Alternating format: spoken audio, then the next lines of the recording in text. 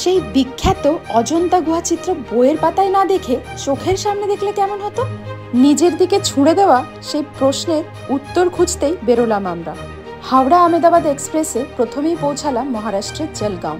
সেখান থেকে জালনাগামী বাসে ফারদাপুরে নেমে এমটিডিসির লজ, আর সেই লজে ব্যাগপত্র রেখেই পৌঁছে গেলাম 5 মিনিট দূরেই অবস্থিত সেই জীবন্ত ইতিহাসের সামনে।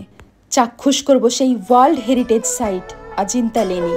খ্রিস্টপূর্ব 2য় শতক থেকে শুরু করে প্রায় 6ষ্ঠ শতাব্দী পর্যন্ত এই উপমহাদেশে যখন বৌদ্ধ ধর্মের রমরমা, ঠিক সেই সময় বৌদ্ধ সাধুদের হাত ধরে এবং তৎকালীন সাম্রাজ্যের পৃষ্ঠপোষকতায় গড়ে উঠেছিল এই আশ্চর্য।